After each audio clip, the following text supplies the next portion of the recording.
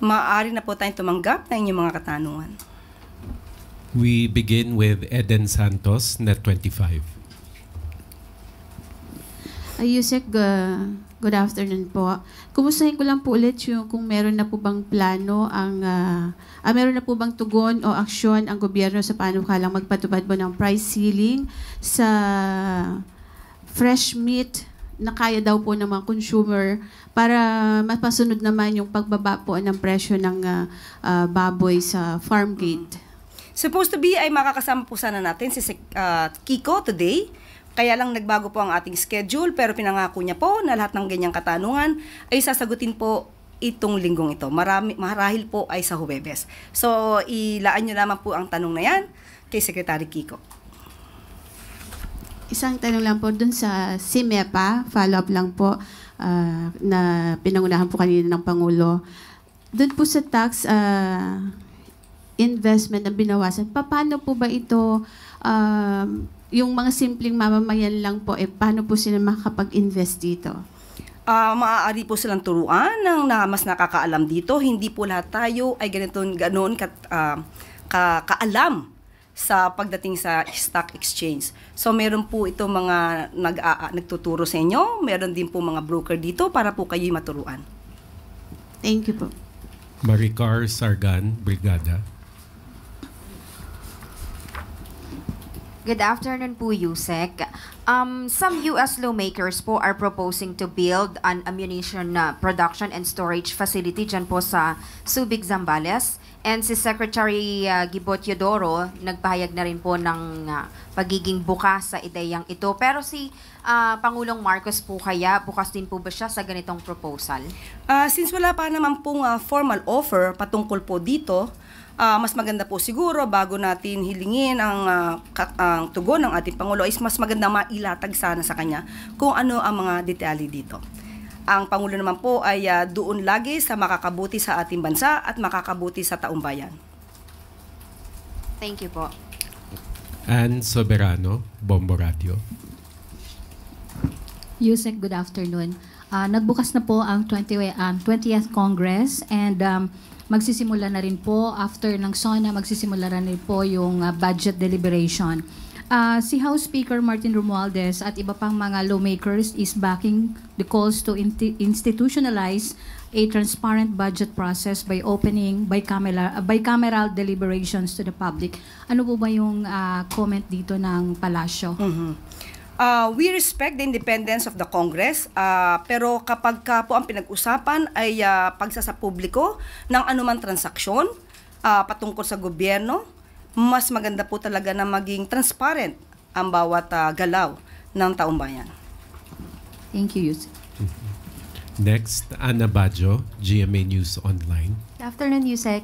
Ma'am, yesterday, Ariel Nepomuceno took his oath as the new BOC Commissioner. Ma'am, may we just get the reason why Bienvenido Rubio was replaced? Katulad ng ating sinasabi, ang Pangulo, ang nais po talaga ay makapagbigay ng mas magandang serbisyo ang bawat heads of agencies, ang bawat leader na nasasakupan ng ating Pangulo. Hindi lamang po isa ang pinalitan, anim po kasama po ang commissioner ang napalitan. May mga collectors, may mga commissioners, may deputy commissioners rather, and directors. Anim po lahat sila sa Bureau of Customs. So, ang tanging gusto ng Pangulo ay maging tapat sa bansa, labanan ng smuggling, at syempre po, maging transparent sa koleksyon ng revenues. Pero ma'am, what does it say po sa performance ni Commissioner Rubio? Was the President not satisfied with his leadership po? Hindi po natin masasabi yan. At kung ano man po ang naging dahilan ng ating Pangulo, malamang po ito'y patungkol pa rin para sa ikagaganda ng serbisyo sa taong bayan. Ma'am, may we just get the President's marching orders kay Commissioner Nepomuceno? And sino po kaya yung papalit sa kanya sa iniwan niyang post sa OCD? po yan? Wala pa po, hindi pa po sa akin na ibigay yung detalye patungkol dyan. Pero ang marching order, unang-una po, dapat proteksyonan po, strengthen yung border protection at labanan nga po ang smuggling. At nagsisimula na po ang pamahalaan sa paglaban, sa mas matinding laban sa smuggling. Thank you, ma'am. Next question, Ivan Mayrina, GMA Integrated News.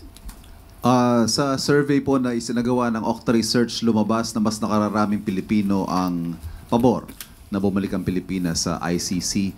Is this something that will further the President's openness to rejoining the ICC, or will it create a sense of urgency for the country to rejoin the ICC? Sa ngayon po ay hindi pa po natin napag-uusapan yan, hindi pa po nababanggit ng Pangulo. Pero yung ganito mga sentimiento po ng ating mga kababayan ay dinidinig naman po ng ating Pangulo. So, tignan na lang po natin sa mga susunod na araw kung ano po ang magiging saloobin ng Pangulo sa pag-rejoin sa ICC. Last week or over the weekend, hindi ho na itago ni VP Sara ang kanyang, should I say, exasperation. Sa palitan po ninyo ng kuro-kuro tungkol sa kung ano ba ang personal at official trip. In her words, I quote her, "Yan yung example ko sa inyo na bobo talaga. Kapag gumagamit ka ng pera ng gobyerno, official business yan, kailangan mo mag-report. Kapag personal siya, walang gamit ng pera ng gobyerno, hindi mo kailangan mag-report." So, ganun lang yan kasimple na kailangan ko pang explain. May buntong hininga pa po sa dulo. Would you like to respond? Ang kakulangan po sa kaalaman sa batas, sa ethical standards, ay hindi po maikukubli sa pagmumura o pang-iinsulto. Simple lang naman po. Bakasyon o trabaho. Siya naman po ang nagbanggit na trabaho, nagtatrabaho. Not on a holiday. So kapag nagtrabaho, dala ang posisyon, dala ang bandera ng Pilipinas, may official functions. Ayon na rin sa RA 6713, public office is a public trust. So dapat ipaalam ano ang naging magandang resulta sa pagtatrabaho. Kung walang mai-report, baka walang natrabaho. Ang Pangulo, focus sa trabaho. Kapag po siya man ay umaalis ng bansa, may dalang magandang balita. May magandang naging relasyon sa iba't ibang leaders. Isa dito ay ang pagsagip sa buhay ni Mary Jane Veloso dahil sa magandang relasyon sa Indonesia. Ang pagpapauwi, ang papabalik ng dating mamabatas na si Arnulfo Teves. Pati na po ang mabilis na pababalik kay Alice Goo. At sa Japan, inaangat ang turismo ng Pilipinas. Yan po ang trabaho na dapat ipagmalaki kung talagang nagtrabaho. Katrina Domingo, ABS-CBN.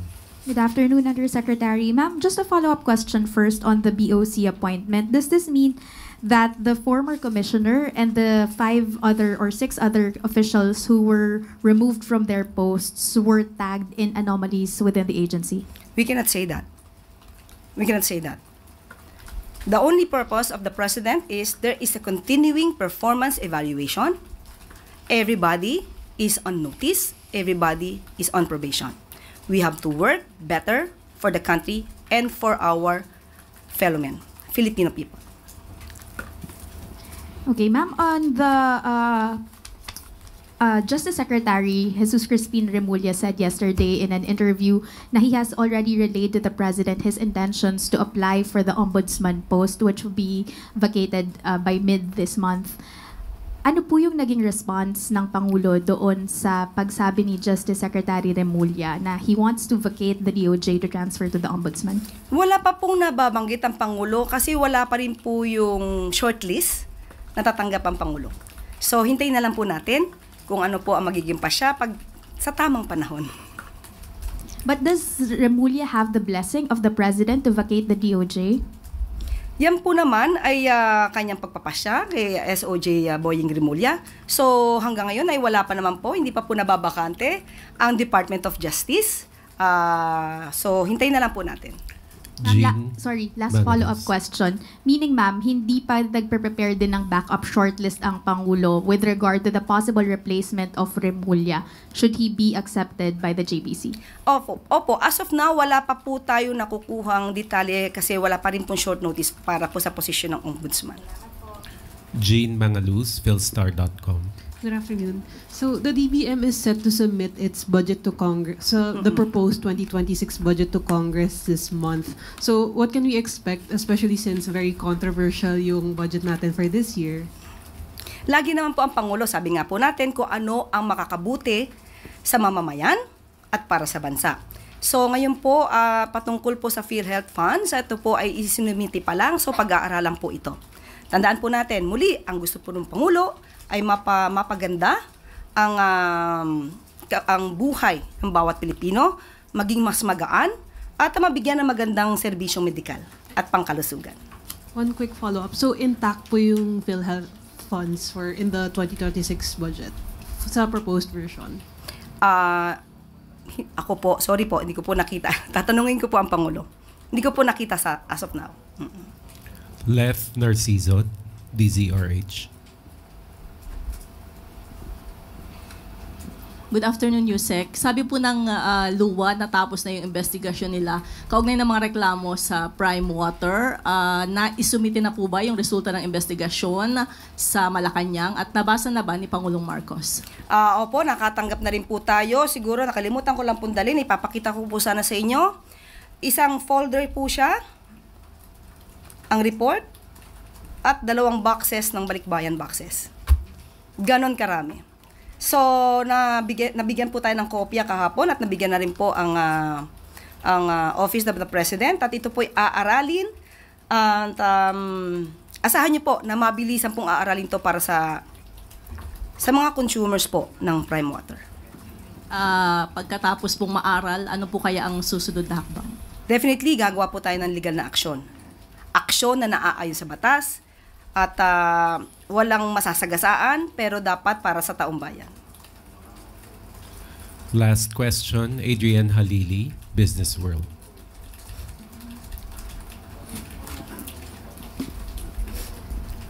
Hello, ma'am. Can I have the palace's reaction on the 50 peso wage hike in NCR? And will the President support a legislated wage hike in the 20th Congress given that senators and congressmen have already filed bills on it? Noong pa po natin sinasabi, gumagawa po talaga ang programa ang Pangulong Marcos Jr. para sa ikagagaan ng buhay ng bawat manggagawang Pilipino. Nandyan po ang mga job fairs kung saan nagkapagbigay na po tayo mula 2022 hanggang kasalukuyang May 1 ng 170,000 na trabaho para sa ating mga kababayan. At dahil na rin nagkaroon din po ng $27 billion investment, nakapag-create na rin po ng 350,000 na jobs nationwide. At kung nagbigay po ngayon ang Regional Tripartite Wages and Productivity Board ng 50 pesos na wage hike, yan po ang na-evaluate na maaaring ibigay sa ating mga gagawa para maibsan po ang kahit konting hirap na lumalabas po itong 1,300 per month. At sa lahat po ng kakayanin ng administrasyon at sa pakikipag-usap sa lahat ng stakeholders, mga manggagawa, mga negosyante, mga investors, lahat po ito ay pakikinggan para na rin sa kabutihan ng lahat. Hindi lamang para sa mga gawa, hindi lang para sa mga investors o sa mga negosyante, para po sa lahat. On the legislated wage hike, ma'am, will the President support it? Muli, pag-aaralan ito kung kakayanin ba talaga. Kasi kung magdudulot naman ito ng layoff dahil hindi kakayanin ng karamihang maliliit na mga negosyante, mas marami pong mahihirapang mga manggagawa dahil baka mawalan sila ng trabaho. Kaya po ito, lahat ng ito ay pag-aaralan para sa ikabubuti po ng lahat. That's it. Thank you, Yusek Claire. Good news pa po para sa ating mga drivers. Bukod sa oil price rollback, magkakaroon din ng fuel discounts para sa mga motorista ayon sa Department of Energy. Bunsod nito ang patuloy na pagbaba ng presyo ng langis sa pandaigdigang merkado. Ayon sa DOE, mula ngayong araw ay bababa ng 1 peso 70 cents ang gasolina, 2 pesos 20 cents ang diesel at 2 pesos and 30 cents naman ang kerosene. Samantala, 9 oil companies na ang nangakong magbibigay ng fuel discount sa mga motorista, kabilang ang mga PUV, TNVS at mga non-PUV drivers.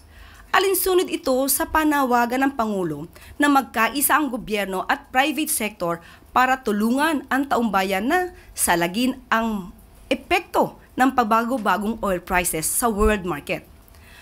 Makakaasa ang PUVs at non-PUVs sa fuel discounts mula sa Petron, Shell, Caltex, Sea Oil, Phoenix, PTT, Jetty, Clean Fuel at Petrogas. May discount naman mula sa Shell, Sea Oil at Phoenix para sa mga TNVS drivers.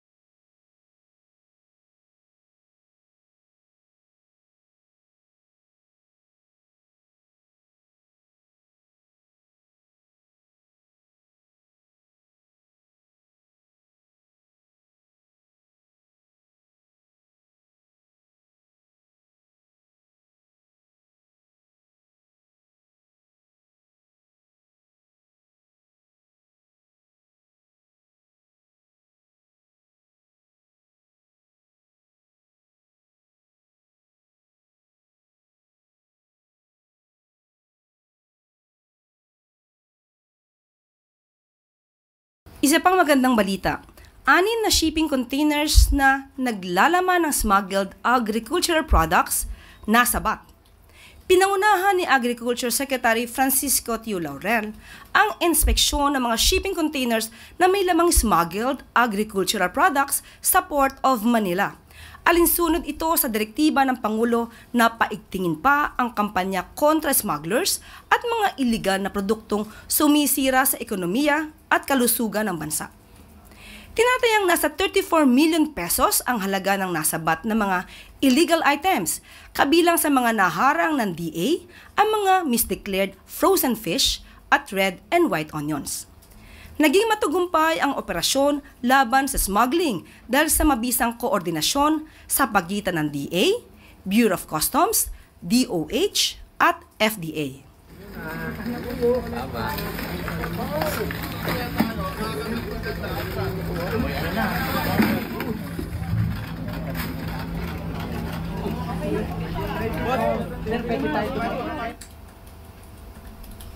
At bago po tayo magtapos, pinangunahan ni Pangulong Ferdinand R. Marcos Jr.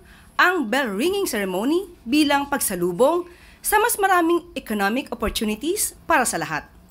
Nilalayo ng Capital Markets Efficiency Promotion Act na baguhin ang pananaw ng ordinaryong mamamayan sa pag-invest at pagpapalago ng kanilang pondo. Ibinaba sa 0.1% ang stock investment tax mula 0.6% at tinanggal na rin ang documentary stamp tax sa mutual at unit investment funds para mabawasan ang bayarin ng mga nais mag-invest.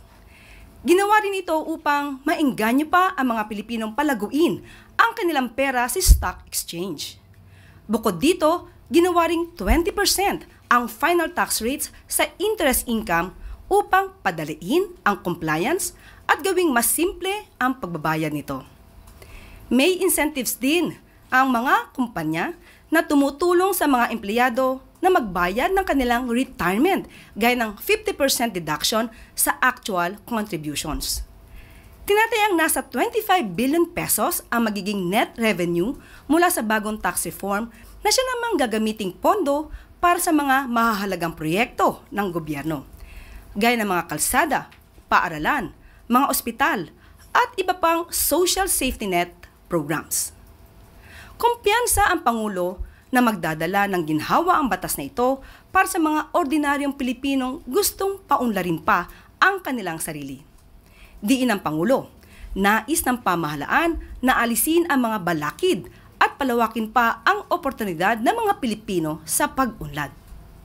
Today we usher in a new phase of economic opportunity for every Filipino. This timely and strategic tax reform redefines and transforms how Filipinos invest, build, and grow their hard-earned savings. Now, to all concerned agencies, let us make it our mission to ensure that every Filipino will feel the full benefits of this law without delay.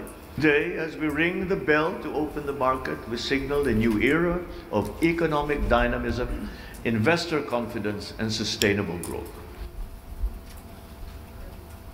Kahapon ay binigyang parangal ni Pangulong Ferdinand R. Marcos Jr. ang 43 outstanding farmers and fisherfolk sa 50th Gawad Saka Award sa Nueva Ecija. Sa isang mensahe, sinabi ng Pangulo na hindi matatawaran ang kahalagahan ng ating mga magsasaka, gayong hindi lang pamilya nila ang kanilang pinapakain, kundi ang buong bansa. Kaya kaagapay rin sila ng Pangulo sa Benting Bigas, Meron Na program. Nakadaupang palad din ng Pangulo ang awardees sa isang pagpupulong kung saan malugod niyang sinagot ang mga katanungan ng mga farmers and fisherfolk. Tiniyak ni Pangulong Marcos Jr. ang suporta ng gobyerno para sa mga magsasaka at mangingisda sa pamamagitan ng mga proyektong pang-agrikultura. Malinaw ang mensahe ng Pangulo sa ating farmers and fisherfolk. Katuwang ninyo ang gobyerno mula pagbili ng punla hanggang panahon ng ani. Magandang umaga sa inyo lahat. Unang-una, congratulations sa ating mga sikat na mga magsasaka at mangingisda dahil kayo yung nagbubuhay sa ating lahat ng ating kababayan at kayo ang pinakamagaling na nagsasaka at nangingisda. Kaya congratulations sa inyo lahat. Maraming salamat sa inyong sakripisyo. Alam namin ang buhay ng mangingisda, ang buhay ng mga magsasaka ay hindi madali at napakahirap para maralaman, makapaghanap buhay, maipakain hindi lamang ang ating mga pamilya kung hindi pinapakain ang buong Pilipinas. Kaya kami naman sa pamahalaan ay kinikilala namin na ang halaga ng kontribusyon ng ating mga magsasaka at saka ating mga mangingisda. Kaya ito'y maliit lang na pagkikilala sa inyong kontribusyon sa progreso ng bawat Pilipino at ng buong Pilipinas. Maraming salamat sa inyong trabaho, sa inyong sakripisyo, sa inyong patuloy na pagmamahal sa ating mga kapwa Pilipino sa Republika ng Pilipinas. Kapakanan ng magsasaka at agrikultura, patuloy ang pag-unlad sa Nueva Ecija. Pinangunahan ni Pangulong Marcos Jr. ang turnover ng 16 Mobile Soil Laboratory o MSL sa mga magsasaka upang pataasin pa ang kalidad ng kanilang pananim. Gamit ang MSL, kaya nang suriin ng mga farmers ang lupang kanilang sinasaka para alamin kung anong sustansya ang kailangan nito para sa mas masaganang ani. Layunin ng MSL Distribution Program na paluwigin pa ang kaalaman ng ating mga magsasaka bilang paghahanda sa mga hamon na dala ng climate change, soil degradation at food insecurity. Bukod sa mobile soil laboratories, pinangunahan din ni Pangulong Marcos Jr. ang inaugurasyon ng Rice Processing System o RPS at ang turnover ng dagdag na farming machineries. Gamit ang RPS, mas magiging efficient na ang pagproseso ng palay. Kung noon ay 58 sacks of rice lang ang kayang i-produce mula sa 100 sacks of palay, ngayon ay pwede nang umabot sa 65 sacks ang yield nito. Makakaasa ang ating mga farmers sa mas magandang harvest yield at mas malaking kita mula sa makabagong teknolohiya sa pagsasaka. Makikinabang din ang mga 17 farmers cooperatives mula sa Nueva Ecija sa mga bagong tractors at harvesters na kaloob ng administrasyon. Ayon sa Pangulo, nararapat lamang na suportahan ang ating farmers dahil sa pag-asang tinatanim nila ay para sa ikauunlad ng bayan. Dahil sa bagong Pilipinas, may ginhawa sa modernong pagsasaka.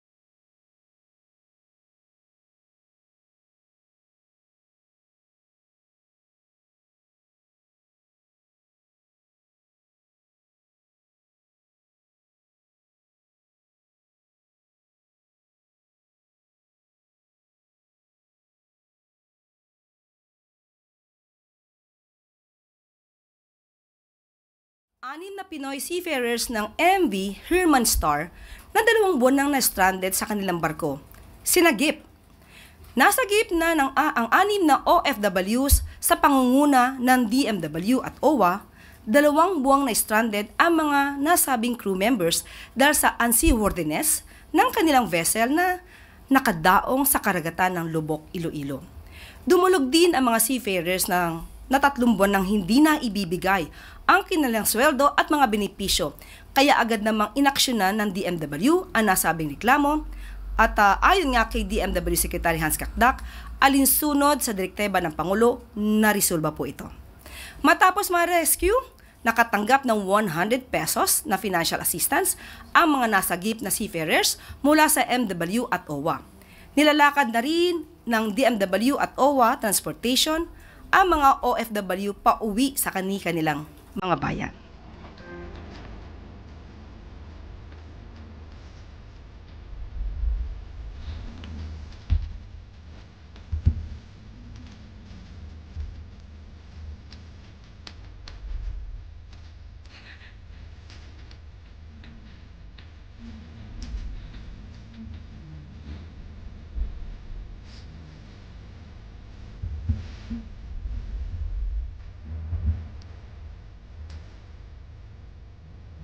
Okay, uulitin ko po, 100,000 pesos financial assistance.